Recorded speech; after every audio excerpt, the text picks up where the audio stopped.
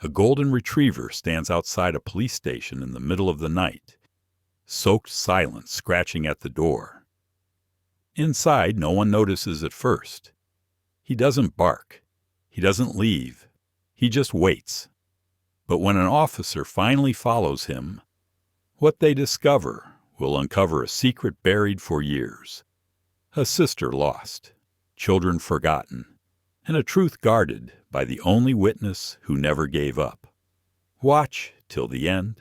This story will remind you that some angels don't fly, they wait in the rain. The rain fell in sheets that night, soaking the cobblestone streets of Eldon Moor in a cold, relentless downpour. The old clock above the town's library struck midnight, its echo lost beneath the tapping of raindrops on glass and the low hum of the storm overhead. Inside the small brick police station on Alder Lane, Officer Clara Ellison sat alone behind a cluttered desk, her damp auburn curls tied into a tight ponytail, and her frame tall and lean, with the quiet grace of a long-distance runner, still stiff from the evening patrol. Clara was 31, new to Eldon Moor, but no stranger to sleepless nights. She carried herself with the kind of controlled calm that came only after years of learning how to feel nothing too deeply. Her eyes, green but often unreadable, had the muted intensity of someone who'd learned young that hope, if left unattended, could turn into a wound. That lesson had come at the age of 10, when her older sister Rachel disappeared without a trace, leaving behind a trail of unanswered questions and a mother who never forgave the world.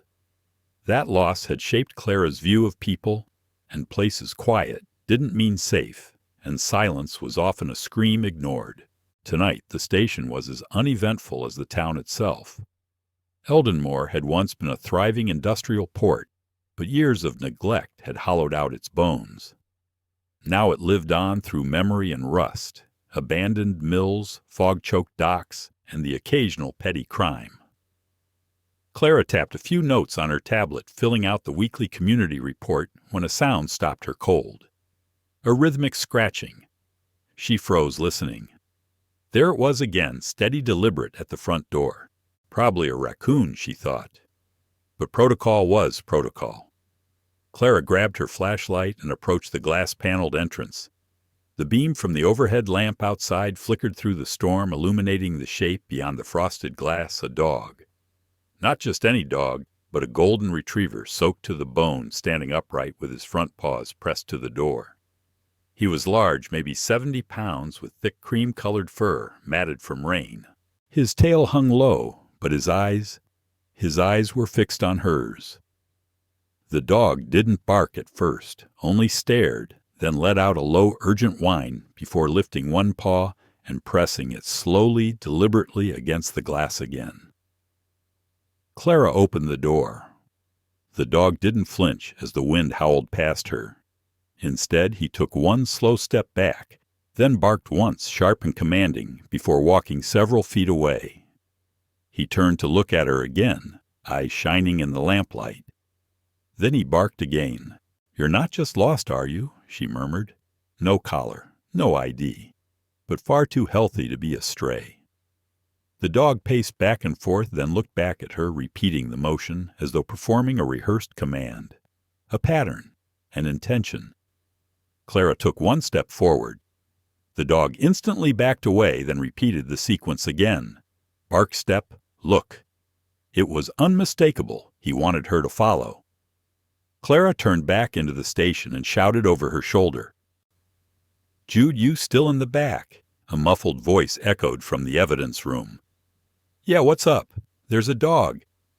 "I think he's trying to lead me somewhere." Silence. Then, "You've been watching too many movies, Ellison." But when she stepped out fully and the dog approached again, this time grabbing the sleeve of her coat gently in his mouth before releasing, she knew this was no ordinary night. Across the street, behind rain-speckled windows of a narrow brick row house, Mrs. Maureen Avery, a retired psychologist in her late 70s, watched the scene unfold. Her white hair was pulled into a tight bun, and her face was sharp and angular, like porcelain left too long in the cold. Her eyes were keen, always watching, some said too keen. She lived alone now, ever since her husband passed 2 years ago. Most in the neighborhood considered her nosy, the sort who called City Hall if a lamppost flickered. But few knew that 30 years ago she ran a clinic for at-risk youth until a case ended in tragedy. A girl lost during a thunderstorm. The last thing she remembered was a knock on her door. She hadn't answered.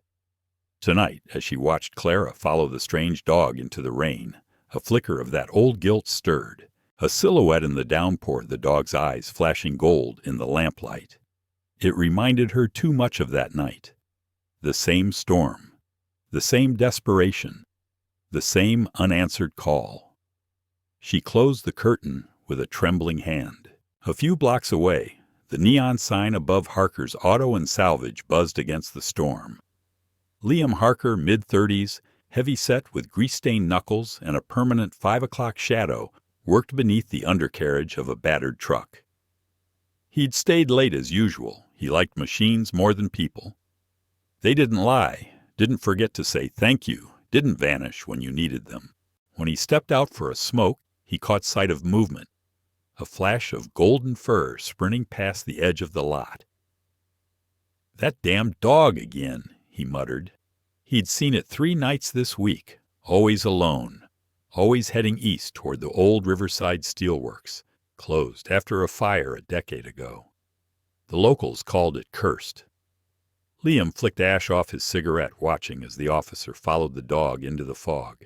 "Godspeed, buddy," he whispered to the dog, though he wasn't sure which one he meant. Clara followed the retriever past shuttered shops and broken fences, her boots splashing through puddles. The dog moved with purpose, occasionally checking to see if she was behind.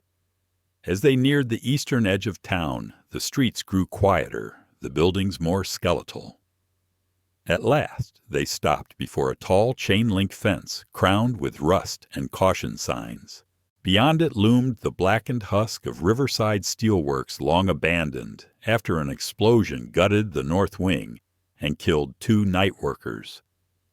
Rumors had swirled for years about squatters' ghost sightings, missing kids. Most cops dismissed it, but Clara didn't. The dog-soaked, now eyes unblinking, stood at the gap in the fence looking back at her. He didn't bark this time. He simply waited, and Clara, breathing slow, eyes fixed on the hollow mouth of the factory in the dark, stepped forward. She didn't yet know what lay inside, but she knew this something had called this dog here, and now it was calling her too. Not a bark, not a scream, but a message written in instinct and rain. And she was going to answer it. The gap in the fence was just wide enough for Gideon to slip through. Clara followed, crouching low as the jagged edges snagged her uniform. The rain had slowed to a whisper, but the cold had deepened. It clung to her skin like regret. The ground beyond the fence was muddy and uneven, littered with twisted rebar, crumbling bricks, and shattered glass that caught the moonlight like broken teeth. The Riverside Steelworks had once been the heart of Eldenmore's industry, a monstrous warren of smokestacks and molten dreams. Now it was a hollow shell. The fire 10 years ago had devoured its north wing and its reputation, leaving behind only char and caution tape. The south wing remained sealed and sagging, a ghost with rusted ribs. Gideon moved silently, padding through the debris, with unsettling certainty. His wet fur clung close to his lean frame, and despite his gentle breed, there was a sharpness in his posture. Now ears alert, tail low, like a soldier returning to a battlefield. Clara's flashlight flickered as she swept it across the walls, revealing half-faded graffiti, blackened pipes, and shattered panes. Then she saw it. Fresh footprints, small, light, recent. She knelt. The edges of the prints were crisp in the mud, likely no older than a day. There were others, too, larger boots, heavy treads. And near the rusted service door, claw marks deep and deliberate at the height of a dog's paw. Gideon whined softly and sniffed the door. A fresh padlock hung from the chain, too new for this decaying place. Clara touched the lock cold and clean and exhaled. Someone was using this place. She tried her radio. "Dispatch, this is Officer Ellison. I'm at the old steelworks. I have probable evidence of illegal entry and need immediate static." She turned away and tried again. "Do you copy A, Crackle?" A high-pitched whine, then silence. Gideon barked once, low and tense. He turned his head toward her, then toward the door, then back again. Clara stood. She didn't have time to wait. "Back up," she whispered. Gideon obeyed. She raised her boot and kicked hard. Once, twice. The third time, the lock snapped, and the chain unraveled with a metallic groan that echoed through the corridor like a warning bell. The door creaked open. Inside, the air was stale thick with mildew and something else. Something metallic sharp. The beam of her flashlight cut into the darkness, revealing a long corridor lined with storage rooms. The floor was dust-caked except for a path recently disturbed. She stepped in Gideon close beside her. Down the hall behind a half-shut steel door, she heard a sound that didn't belong in a place like this. A sob. Clara's breath hitched. She moved faster, weapon drawn. The door wasn't locked, just jammed. She shoved it open. There, in the center of the room, were 4 children, 2 boys and 2 girls, tied with zip ties, their wrists red and raw. Blankets and dirty mattresses were scattered across the concrete. A single camping lantern lit the space with a sickly yellow glow. One of the girls stirred, pale thin with long chestnut hair matted against her cheek. She blinked slowly, and when her eyes met Gideon's, her face crumpled. "That's him," she whispered. "That's the dog." He came back. Clara dropped to her knees. "It's okay," she said gently. "You're safe now." She reached for her radio again. "This is Officer Ellison. I have multiple miners located. Repeat, multiple victims. Immediate medical and tactical backup needed at Riverside Steelworks, North Annex." But again, the line buzzed uselessly. Behind her, Gideon barked sharp and alarmed. Clara turned to see him running down the hall again. "Stay here," she told the kids, then followed. The dog led her past another corridor, this one darker, unlit. At the end, a heavy sliding door stood partly ajar. Inside was another room, this one colder, more makeshift. No light, no blankets. And in the corner, curled into a ball, was a girl. Tiny, maybe 8. Her knees hugged her chest. Her hair was tangled, and she rocked back and forth, making no sound. Clara stepped forward slowly. "Sweetheart," she whispered. "I'm a police officer. I'm here to help." No response.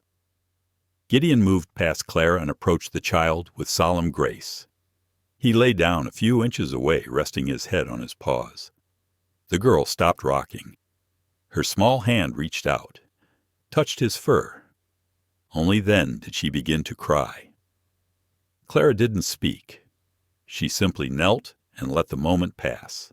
Then her radio crackled. Not a voice, just static. She tapped it, tried again. "Dispatch, this is Ellison. I have 5 juveniles. Location confirmed. North Annex. Please respond." The static shifted, then died. A second later, a sound came from outside the building. A distant mechanical whine. A vehicle. But not a police cruiser. She stood heart-pounding. "Time to move," she said softly. She scooped the girl into her arms. The child didn't resist. As she moved down the hall, she glanced toward the first room. The older girl, the one who'd recognized Gideon, was helping the others untie their bindings. "What's your name?" Clara asked as they gathered. "Ivy," the girl said. Her voice was dry and shaking. "We've been here 2 weeks. That dog, he came every night. He brought us food, bottles of water, through the vent." She pointed. "We thought we were dreaming." Clara looked at Gideon. His fur glistened with rain and sweat. His eyes never left the hallway behind them. "Ivy, I need you to be strong. There's someone outside." The girl nodded. Clara moved them to the back corridor. There had to be an emergency exit, and there was hidden behind a tarp rusted but unlocked. She herded the children through one by one, Gideon last to leave. Then she paused and turned back. Her hand hovered near her sidearm. A car door slammed somewhere in the distance. They weren't alone. The sun had barely risen over Eldenmore when Clara returned to the precinct, her coat damp from mist and her shoulders aching from the weight of the past few hours. Gideon walked at her side, quiet and steady, his golden coat streaked with mud and blood not his own. The children were safe now in the care of social services, with a small team of overworked but well-meaning paramedics who'd arrived minutes after the unfamiliar car vanished into the fog. Clara hadn't seen the vehicle, but she had heard its engine low, heavy, deliberate, and that sound had burrowed into her instincts like a splinter. At the front desk, Officer Jude Monroe was waiting his arms, folded brows raised. Jude was in his late 40s, with a paunch that spoke of too many donuts and a temperament made up of equal parts sarcasm and kindness. He was short-balding and had a habit of chewing toothpicks with the intensity of a man who'd given up smoking, but not judgment. "Bringing strays in now, Ellison?" he asked, eyeing Gideon. Clara shot him a look as she removed her jacket. "He's not a stray. He saved 5 kids. Jude raised an eyebrow. "Sure he did." She ignored him. "Can you do a scan for a chip? I need to know who this dog belongs to." Jude sighed, then reached under the counter for the station's portable microchip scanner. Gideon sat calmly, almost regally, as the device passed over his neck. A beep. But no ID number. Clara exhaled through her nose. Figures. Gideon looked up at her head, slightly tilted. His eyes were tired, as though he had been holding a burden too long, waiting for someone to see it. Later that morning, Clara drove Gideon to a small whitewashed building tucked between a row of houses on Hawthorne Street. The sign above the door read, "Dr. Celeste Byrne, DVM, Holistic Veterinary Care." The woman who opened the door wore a worn cardigan over medical scrubs and had a look of perpetual worry etched into the lines around her mouth. She was in her 60s slight, with short iron gray hair and clear, perceptive eyes that had seen too many animals and too many people suffer unnecessarily. "Clara Ellison." Clara introduced, shaking her hand. "You're Dr. Byrne." "I am Celeste," replied with a calm, practiced voice. "And that?" She lowered her eyes to the golden dog beside Clara. "Ms. Gideon, you know him." Celeste nodded slowly. "He was brought to me 3 years ago after a car accident just outside the old Auralite facility. His owner died instantly, a kind woman who volunteered with animal therapy. The dog wouldn't leave her side." She knelt and stroked the soft fur behind Gideon's ear. He stayed with her body until the paramedics forced him away. Clara's voice softened. "He doesn't have a chip." "No." She didn't believe in them. Said they disrupted the animal's sense of natural balance. Clara hesitated, then asked, "You mentioned Auralite. What do you know about it?" Celeste stood sighing. "Not enough and too much. It was supposed to be a center for advanced psychiatric rehabilitation. Then it turned into something else." She walked to a small filing cabinet and retrieved a folder marked Auralite Canine Program. Inside were intake forms, therapy logs, and a profile on a young golden retriever trained to work with adolescents showing signs of trauma and dissociative identity disorder. This dog, Celeste said, was trained to detect early signs of panic attacks, night terrors, even dissociation. He was remarkable. The staff nicknamed him Gideon because he guarded the ward like a soldier. Clara flipped through the file. Why was the facility shut down? Celeste looked at her, something sharp behind her gaze. Because someone started asking the wrong questions. Back at the precinct, Ivy Rosenthal sat cross-legged on a cot in the station's quiet room, wrapped in a fleece blanket. Her long hair had been combed, her bruises treated, and her expression, though distant, no longer screamed panic. She was 13, maybe 14, thin to the point of fragility with dark eyes that had once held spark but now held questions. Gideon padded into the room, and her face lit up, if only briefly. "He came back," she whispered. Clara crouched beside her. "Can you tell me more about what happened?" Ivy nodded slowly. "They took us from different places, parks, alleyways, places no one would think twice about. The younger ones, like the little girl, were just experiments." Clara didn't flinch, though her stomach twisted. "And Gideon?" "He came the first night. We heard his paws scratching. Thought it was a dream. Then we started finding things: a water bottle, a bag of crackers, a glove someone lost. He'd pushed them through the vent near the floor. Did you ever see anyone else near the building?" Ivy hesitated, then shook her head. "They came only at night. Always covered. They didn't speak to us. They only watched." Clara gently took her hand. "You're safe now." That afternoon, Liam Harker showed up at the precinct. His jeans were oil-stained, and he smelled faintly of diesel. He stood awkwardly in the doorway, holding a folded map and rubbing the back of his neck. "Hey," he said. "That dog, the one that led you to the kids. I've seen him before." Clara blinked. Where Liam pointed to the map. "Back behind the old Arlite grounds. There's a trail through the woods. I go mushroom hunting there sometimes. Couple months ago I saw him. Same dog. He just stood there staring at the building. Didn't move." Clara frowned. "Why didn't you report it?" Liam shrugged. "Thought he belonged to one of the campers. But now, I'm not so sure." That evening Clara returned to her apartment with Gideon. She dried him off, fed him what little food she had leftover roast chicken and rice, and watched as he curled up in the corner near her bookshelf. His breathing slowed, but he didn't sleep. His eyes stayed half open, alert, as if listening for someone only he could hear. Clara sat beside him, a cup of tea cooling in her hand. She stared at the police file on the coffee table labeled Arlite Facility Closure, Internal Review. It had arrived that afternoon from City Archives, expedited upon her request. Near the bottom of the file, a single paragraph caught her eye. "Internal whistleblower identified as Rachel E., former nurse aide. Disappeared days after submitting preliminary claims of unethical human testing involving minors. Investigation closed due to lack of physical evidence or witness corroboration." Clara's hands tightened around the paper. Rachel E. Ellison. Her sister's name. She stared at the page, then down at the dog sleeping beside her. Gideon's tail thumped once quietly, as if he remembered too.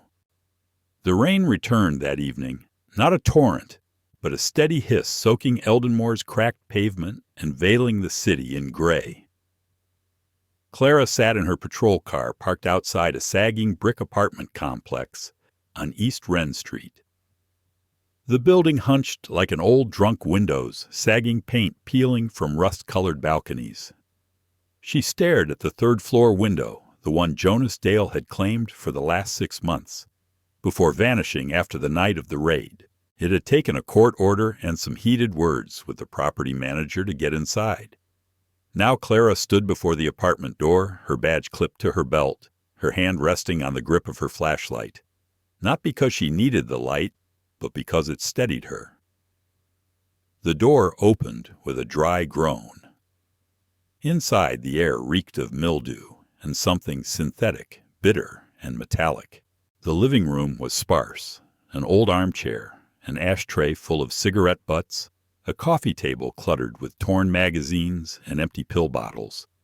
But no personal photographs, no memories. Clara moved through the space methodically. The kitchen yielded nothing but expired cans and a moldy loaf of bread.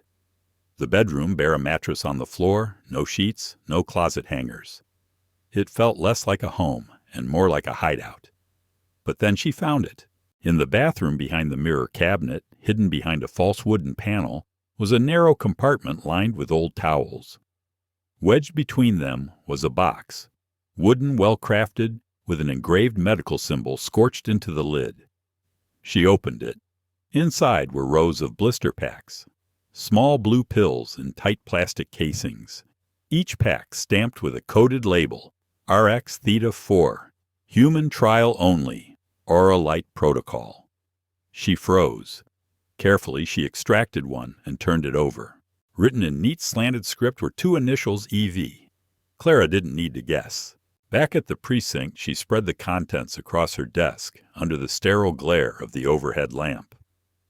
Next to the blister pack, she laid down a scanned letter pulled from Aurolite's archived personnel files, signed by Dr. Elias Voss, once the lead psychiatrist and research director before the facility's closure. The handwriting matched. Every flourish, every loop. Elias Voss had vanished after the scandal broke, leaving behind a trail of rumors, missing funds, and unaccounted drugs. Most believed he had fled the country. But what if he hadn't? What if he had never left Eldenmore? Clara's eyes moved back to the name Jonas Dale. He had registered the apartment under a false ID, but background checks revealed inconsistencies. A non-existent birth certificate mismatched medical records. Everything about him had been an illusion. Jonas Dale didn't exist. But Elias Voss did. At 9:13 p.m., the front door of the station creaked open. Mrs. Maureen Avery entered, umbrella-dripping eyes sharp beneath her neatly pinned silver hair. She wore a brown wool coat and carried a slim file folder wrapped in waxed cloth. Clara looked up as the older woman approached her cane, tapping softly against the tiled floor. "I have something for you," Mrs. Avery said without preamble. Clara gestured to the seat across from her. "Please." Avery sat with the poise of someone raised in structure and silence. 20 years ago, a girl came to my door in the middle of the night. Soaked, scared, trembling. She said her name was Rachel. She didn't give a last name. Clara froze. I was still working, then ran a clinic for youth trauma out of my home. I let her in, gave her tea. She told me she had escaped from a place that wasn't what it claimed to be. A place where children were medicated into silence. Avery slid the folder across the desk. Clara opened it. Inside were old case notes scribbled in the same frantic, nervous handwriting her sister had used in childhood. Pages of fragmented sentences. They call it treatment, but it's testing. Some are getting worse. They're changing. Voss hides the files. He doesn't record everything. And one final line. If you find this, I've gone back inside. Someone has to stop him. Mrs. Avery's voice was quiet. She was brave. Foolish maybe, but brave. I never saw her again after that. Clara's throat tightened. She nodded once. Thank you. The next morning, Clara returned to Dr. Celeste Burns' clinic. The veterinarian greeted her in her usual faded scrubs, her gray eyes curious. Clara didn't waste time. Did Rachel ever contact you after the Aurolite closure? Celeste led her into the back room where crates and supply cabinets lined the walls. She retrieved a small box from beneath her desk marked private. She sent me one letter, Celeste said. Mailed from an unknown P.O. box. I didn't show it to anyone. Thought it was too dangerous. The envelope was yellowed. Inside a single page.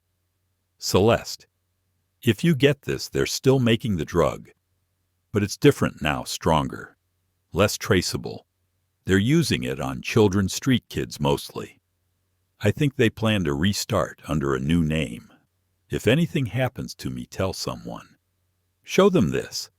I'm going back in. I have to. They can't hide what's in the blood. No signature.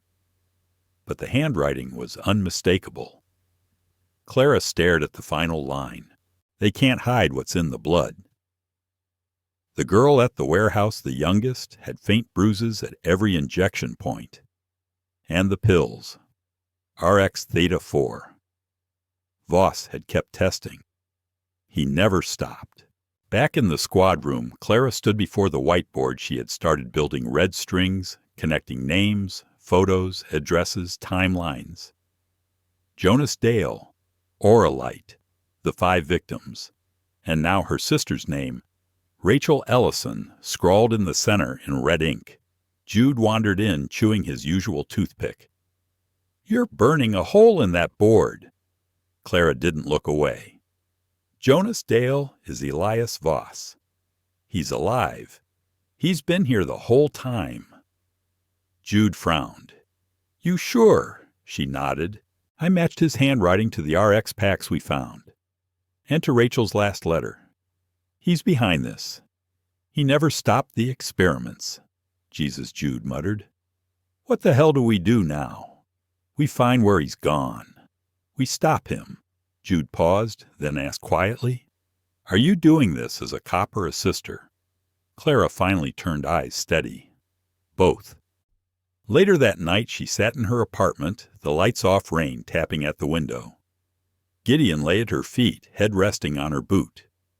She stroked his fur slowly, methodically, her thoughts drifting to the girl she had once shared a bunk bed with, the one who wrote poems about monsters hiding under the skin of good men, the one who walked into fire so others wouldn't have to. Clara reached into her drawer and pulled out Rachel's old locket, unearthed from a dusty childhood box weeks earlier. Inside was a tiny photo of them side by side, laughing under the cherry trees of their grandparents' house. She placed it on the table beside Gideon. "I'm going to finish what she started," Clara whispered. "You and me, okay?" The dog's eyes fluttered open. He looked up at her, calm and knowing. He had never stopped waiting. The storm had broken overnight, leaving behind puddles like mirrors across the asphalt, reflecting the gray expanse of Eldon Moore's sky. The morning air hung heavy with the scent of wet concrete and moss. Clara drove in silence, her knuckles white around the steering wheel, her thoughts spiraling through pieces of a puzzle that no longer felt abstract. The wooden box of trial drugs, Rachel's letters, the hidden name of Elias Voss beneath the shell of Jonas Dale. All of it led back to the one place that had been scorched out of the town's history, but not its soil. The Auralite Institute. It wasn't just a closed facility anymore. It was a wound. And now it was time to go back in. Gideon sat in the passenger seat beside her, his gaze fixed ahead as if he too knew what they were about to find. His thick golden fur had dried into waves after his morning bath, but his scars, tiny healed lines across his legs and belly remained. He was quiet, but not passive, alert, watchful. He had become more than a companion. He was her second heartbeat. They parked by the edge of the Auralite grounds, now overrun with vines and rust. What remained of the building was a cracked skeleton of concrete and steel, with warning signs still bolted to chain-link fences. But Gideon didn't hesitate. He leapt down, nose low to the ground, and began to move with purpose, cutting through brush and broken fencing toward the eastern wing. Clara followed, flashlight and hand boots crunching on shattered glass and old leaves. The corridors inside were thick with dust and silence. She remembered the first time she'd come here years ago as a rookie cop helping to escort a records team. Back then, the Institute had felt like an empty shell. Now it felt haunted by more than just memories. Gideon stopped at a door near the back of the east corridor one Clara didn't remember seeing before. It had once been part of the storage level, now mostly collapsed. But this one was intact, bare concrete, with a faint outline of an emergency symbol still painted above the frame. He pawed at it once, then twice. She pushed it open. Inside was a stairwell that sloped downward, the air colder with each step. At the bottom was a narrow hallway, with lights' old emergency bulbs still flickering weakly, powered by some forgotten generator. The walls were stained, but intact. This part of the Institute had not been destroyed in the fire. It had been hidden. And in the last room, Gideon stopped and lay down before the door. Clara opened it slowly. It was a small room, bare, except for a single mattress in the corner, a bucket of charcoal pieces, and the faint outline of child-sized handprints on the far wall. In the center, hunched and silent, was a girl. She couldn't have been more than 7 or 8 thin, to the point of fragility, her hair dark and matted into uneven clumps. She wore a faded t-shirt and shorts. Her knees bruised her arms marked with faint injection points. In her hands was a piece of charcoal smudged black. She turned at the sound of the door, but she didn't speak. She stared, then pointed to the wall. There, scrawled in rough childlike strokes, was the outline of a woman's face, gentle, oval-shaped, with deep-set eyes and long hair. But what caught Clara's breath was the mark on the woman's forearm, a small snowflake tattoo, crude but unmistakable. Rachel. Clara knelt, her voice a whisper. "Do you know her?" The girl said nothing, only picked up another piece of charcoal and drew a stick figure beside the woman. A dog. Big golden, with wide ears. Gideon. Clara's throat tightened. "Did you see them here?" Her and the dog. The girl reached under the mattress and pulled out a crumpled photograph blackened around the edges. It showed a blurry image of a woman kneeling beside a dog in what looked like a therapy room. Both smiled. The woman's hair was longer, then her face rounder, younger, but it was her. Rachel. Clara didn't cry. She couldn't. Not yet. Instead, she picked the girl up gently. "We're going to get you out of here."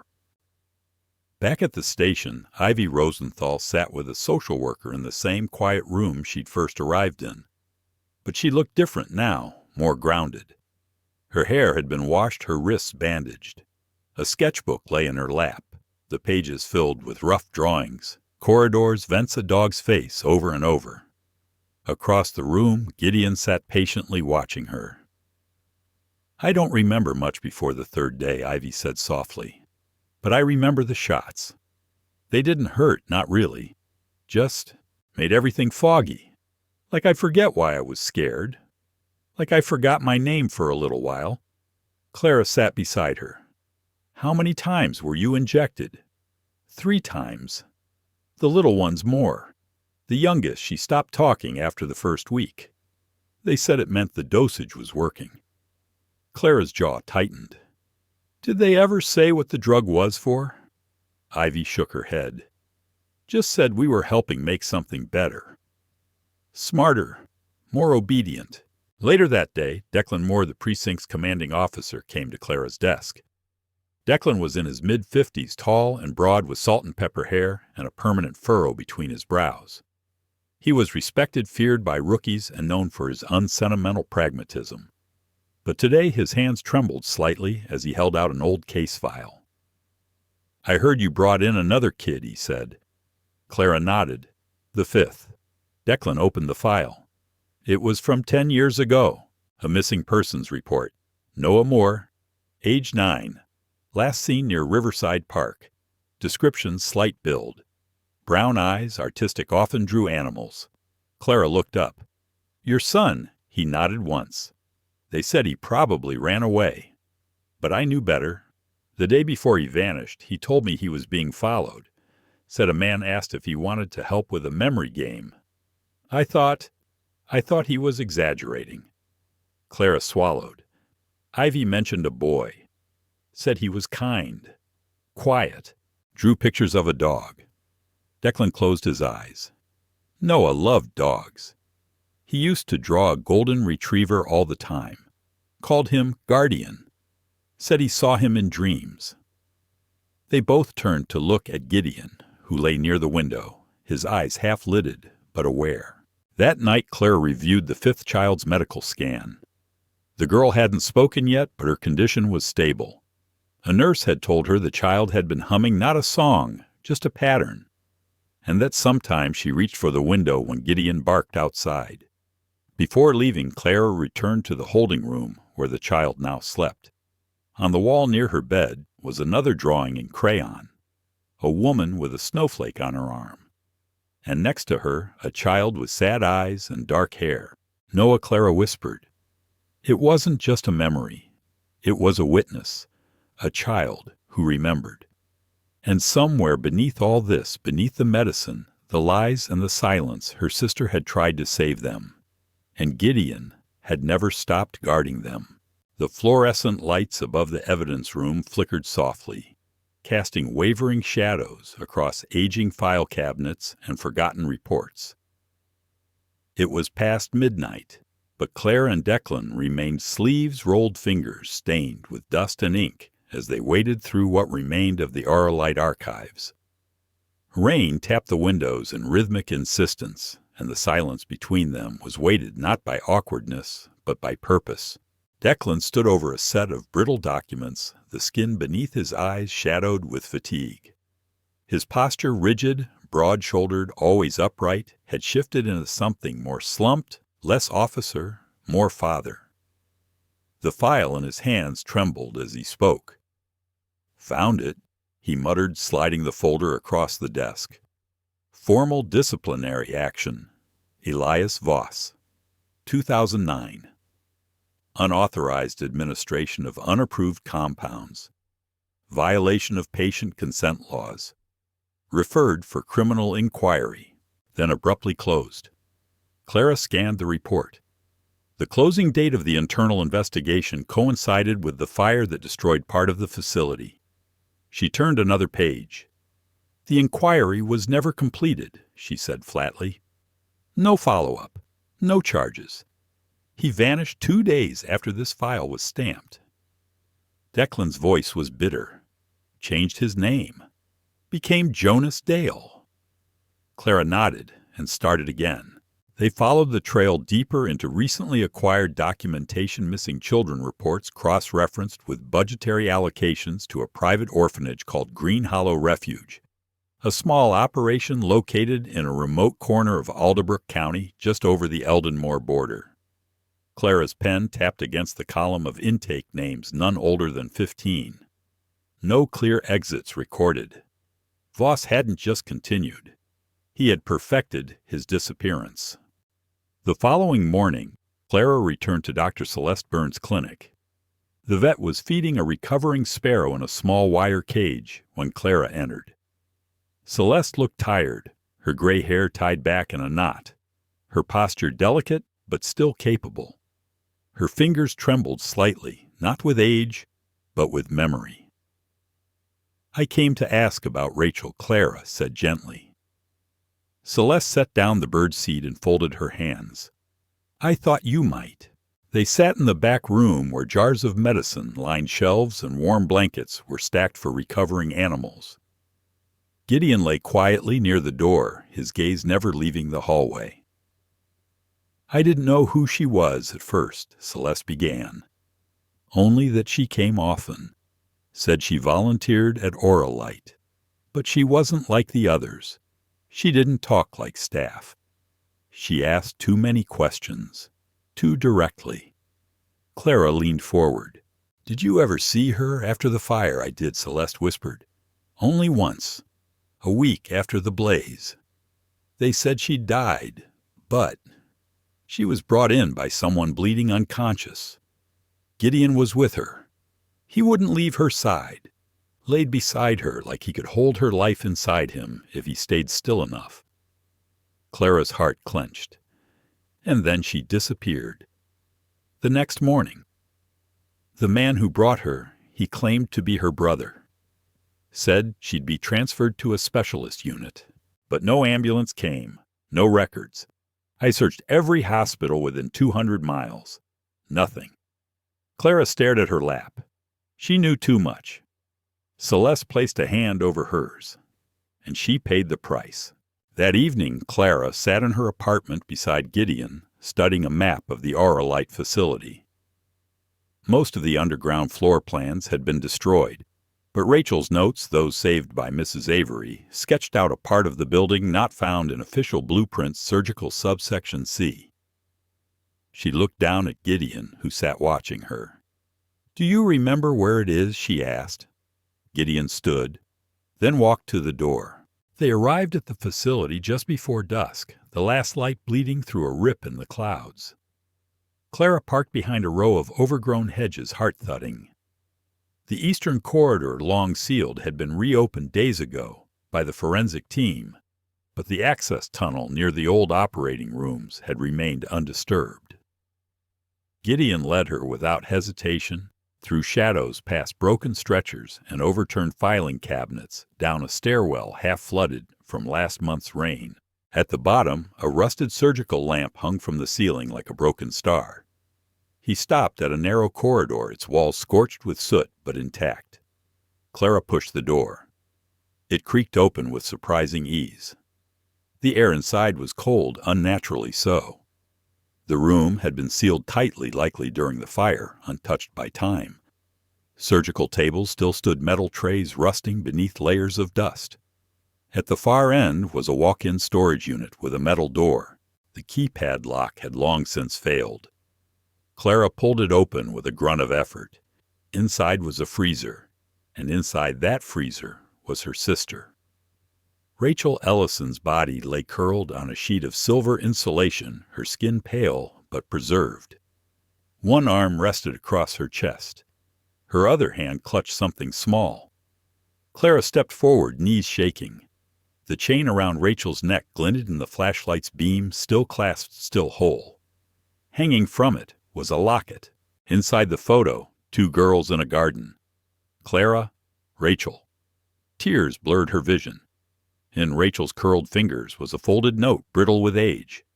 Clara eased it free. If Gideon survives, he'll find someone. I tried. I'm sorry I couldn't stop him. But maybe someone else can. At her feet, Gideon whined softly, then nudged closer, placing his muzzle against Rachel's unmoving hand. The memory flooded back Gideon as a therapy dog in Auralite. He had been with Rachel during the experiments. He had been there when she was injured. He had stayed through the fire. He had tried to lead help for over a year. He had never given up. Gideon wasn't just a therapy dog. He was the last witness. Back at the station, Clara sat with Declan in the briefing room. She slid the locket and the note across the table. She didn't just find out what Voss was doing. She died trying to expose it. And he kept her hidden as proof, like a trophy. Declan's hand shook as he read, and no one knew. No one looked hard enough. He closed his eyes, then opened them with renewed clarity. We go public, today. We connect Voss to Green Hollow, to the missing kids, to the trial drugs. We charge him in absentia if we have to. Clara nodded. And we find him. Before he does this again. She stood shoulders squared as Gideon entered the room. Declan looked at the dog, then back at her. He's not just a pet, is he? No, Clara said. He's the one who never stopped believing someone would come. Rain had a way of washing away what the world tried to hide. That morning it fell heavy over Eldenmore, thick droplets, like a curtain drawn across the courthouse steps. People gathered beneath umbrellas and overhangs of the press, huddled at the edges of the square, murmuring like waves before a storm. Inside the courthouse buzzed with quiet tension. It was the first day of the trial of Dr. Elias Voss, and the courtroom air felt like the first breath before lightning. Clara sat straight-backed on the witness bench. Her uniform pressed her hair tied into a clean bun at the base of her neck. Her face bore the exhaustion of someone who hadn't truly slept in weeks, but her eyes, green and steady, held the weight of something more powerful than fatigue. Conviction. Gideon lay at her feet. His thick golden coat freshly brushed the ribbon of the Emeritus Canine Service Medal, resting in its black velvet box beside them on the table. He didn't move, only watched. He had been permitted in court by special ruling, his presence deemed therapeutic and evidentiary. At the defense table sat Elias Voss, flanked by his lawyer, a sharp-faced man in an expensive navy suit, who whispered constantly and adjusted his watch more often than his arguments. Voss himself was almost unrecognizable from the photos in the Auralite records. His once dark hair was now streaked with silver, and he wore the sterile, thin calm of a man who believed himself untouchable.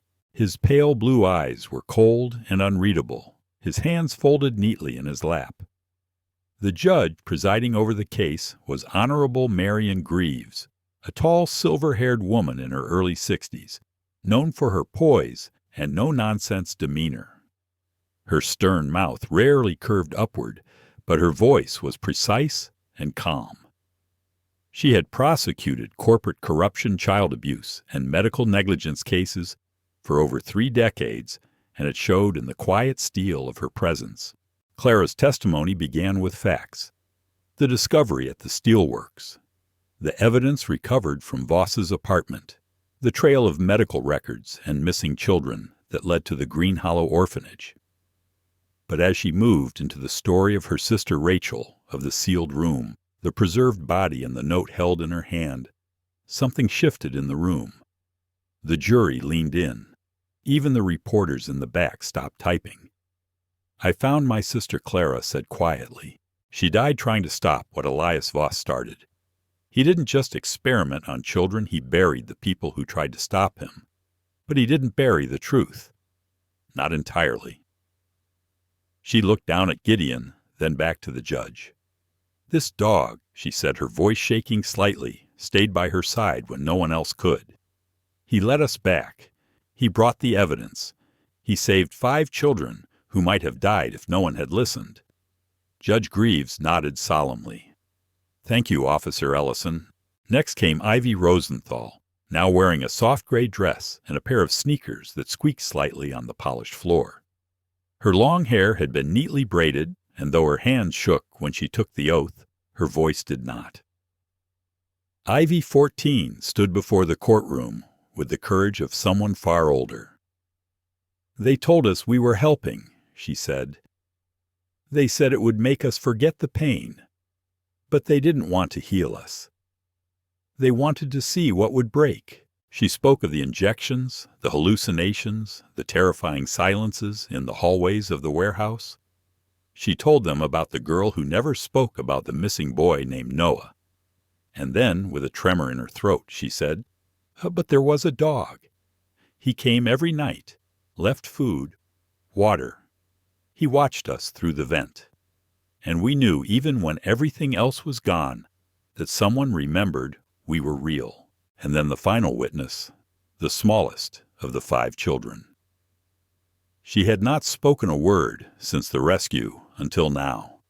The girl, 8 years old with pale skin and large brown eyes, wore a red cardigan over a hospital gown and sat on a small stool beside the witness box. Her hands gripped a plush dog toy, a replica of Gideon, given to her by the therapy unit. Her social worker, Ms. Lorna Mills, a soft-spoken woman in her 40s with short blonde hair and a calming demeanor, knelt beside her, ready to translate if needed. The courtroom held its breath. The judge leaned in. Would you like to say something, sweetheart? The girl looked down at the plush toy, then up at Gideon, who had turned his head slightly. Ears perked, as if sensing her gaze. Then she whispered, That dog saved us. The court was silent. A pause, then soft gasps. A juror wiped their eyes. One reporter muttered, "My God," into his recorder. The judge's gavel came down gently.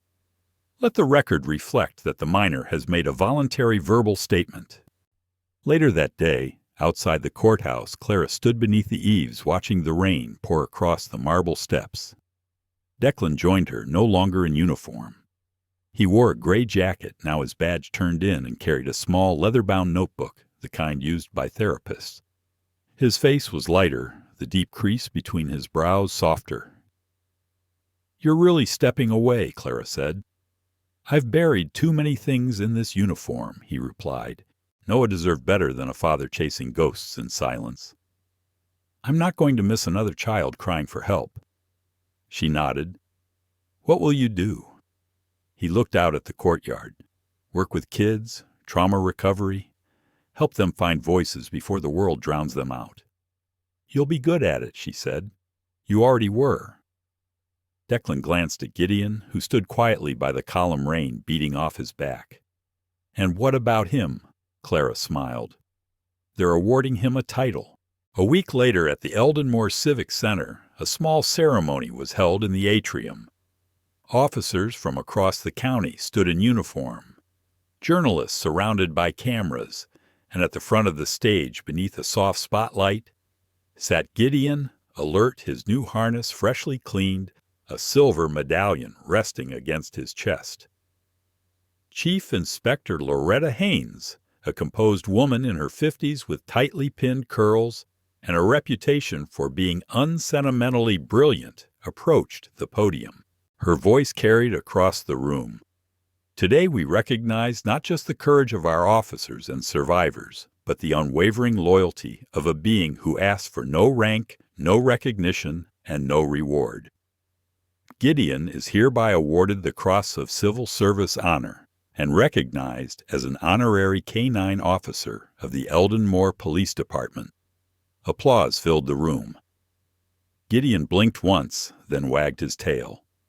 Clara stepped forward, clipped the ribbon around his neck, and knelt beside him. "You did it," she whispered. "You got us here." And for the first time in what felt like years, she felt her heart rest. The sky over Eldenmore that morning was a soft sheet of pewter clouds suspended, like held breath above the city's quiet streets. It had been 1 year to the day since the trial, 1 year since the truth clawed its way out of the ruins of Aralite, since justice had found a name and courage had taken the form of fur and faithful eyes. The rain didn't fall that morning, but the air smelled like it had plans. Outside the Eldenmore Police Department, people gathered beneath the old iron lampposts lining Alder Lane. Officers in dress blues, local families, news crews, school children holding paper flowers. At the center of it all stood a new fixture, a life-sized bronze statue of a golden retriever, poised in mid-stance, one paw lifted slightly, ears forward, eyes cast toward the door of the precinct, exactly how he had looked that night in the rain, when no one had yet understood what he was trying to say. At the base of the statue, a plaque read Gideon, Guardian, Witness, Friend. Some heroes have paws. Some angels never leave. Clara stood beside it, her uniform freshly pressed, a small bouquet of white daisies in her hand. Time had softened her sharp edges, though the weight of memory still lived in her posture. She had cut her hair shorter now, a practical bob that framed her face, and wore a single silver pin on her collar, a snowflake, a quiet tribute to Rachel. Beside her stood Mrs. Maureen Avery, wrapped in a deep green shawl that matched the color of her old velvet armchair. Her eyes, once constantly wary, were now watchful with pride. She carried a cane carved from cherry wood, and her cane tip tapped slowly as she moved. To Clara's left was Ivy Rosenthal, no longer just a survivor, but now a symbol of resilience. At 15, she had grown taller, stronger, her eyes steadier. She wore a black vest stitched with the Certified Animal Therapy Assistant badge and a clipboard with the Rachel's Light logo tucked beneath her arm. And at Ivy's feet stood a younger version of the hero they honored. Ash, a 9-month-old golden retriever with a soft cream coat and playful energy, looked like Gideon reborn, except for the single darker patch of fur over his left eye, like a small shadow that refused to fade. He nuzzled Ivy's leg before sitting obediently, tail wagging gently. He was a trainee nearly certified and already changing lives. Behind them rose the newest building on Eldenmore's northern edge, a modest 2-story structure with wide glass windows and a courtyard full of flowers and benches. A painted sign above the entrance read, "Rachel's Light, Center for Trauma Recovery and Animal Therapy." It was Clara's idea, born in the months after the trial, but it had become something more, something alive. Run by a coalition of volunteers, social workers, and therapists, many of whom had their own ghosts. The center now provided long-term support to child survivors of trauma.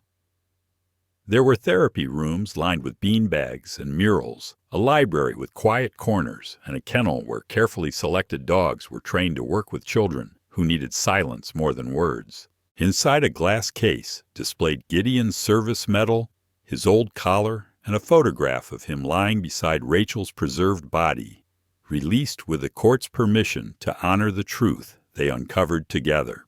The ceremony was brief. Clara said a few words about loyalty, about listening, even when no one else would, about Gideon's refusal to stop trying. Ivy shared a short speech about second chances and how healing doesn't always look like forgetting. It often looks like remembering the right way. Mrs. Avery stood last and read from Rachel's final journal. If kindness is taught, then courage is chosen. And somewhere out there, even when no one sees it, a dog still waits at the door. Then they laid their flowers at the foot of the statue. The crowd lingered after the speeches. Children posed for photos with Ash, who didn't mind the attention. He wagged and sniffed and sat on command, with the enthusiasm of a young ambassador. Inside Rachel's light, things continued as usual. Amara Fields, a therapist in her late 20s with soft features and always smudged eyeliner, led a group painting session in the main hall. Her voice was gentle, her past a patchwork of foster homes and art therapy that had once saved her from herself. The room smelled faintly of non-toxic paint and lavender oil diffusers. On the wall above the children, someone had painted a massive tree, each leaf a fingerprint. In one corner sat the fifth child, Emily, now 9 laughter, returning like spring after frost. She wore a yellow hoodie and denim overalls, and beside her was a sheet of paper with a half-finished drawing. A dog-tail, mid-wagged nose pointed toward a star. She looked out the window toward the statue, then slipped quietly out the back door. Clara saw her approaching. Emily knelt beside the bronze paws, resting her hand on the curve of Gideon's tail. Her fingers traced the etched lines of his name. She looked up at the statue for a moment, then whispered soft but sure, "Thank you for not giving up." Then she placed her drawing beneath the bouquet. A gust of wind lifted a petal, sent it swirling. The clouds thinned overhead, letting through a sliver of gold light that touched the bronze warmed.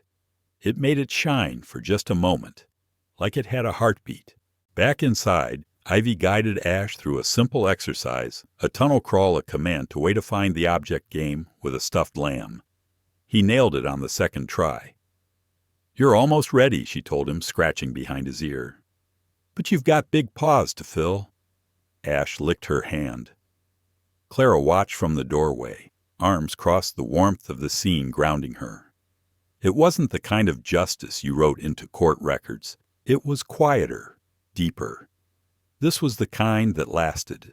That evening, after the crowd had gone and the city returned to its gray quiet, Clara walked alone to the statue. The rain had returned gentle, this time more mist than downpour.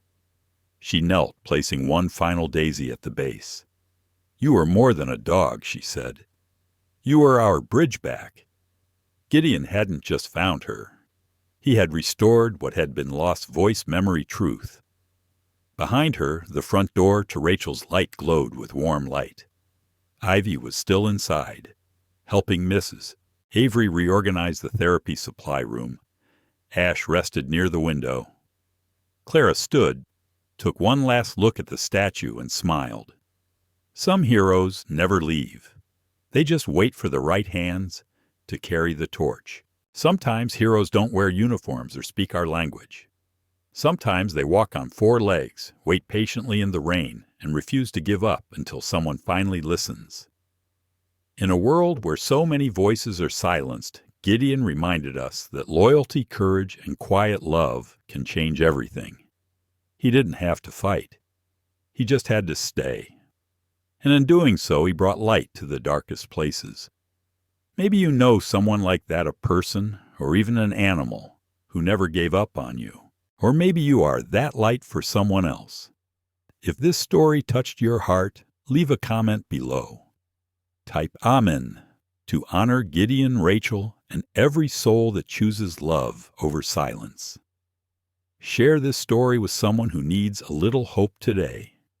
And don't forget to subscribe to our channel for more stories that remind us kindness matters and miracles walk among us every day. God bless you and everyone you love. Stay safe, stay kind, and may you always have a guardian watching over you.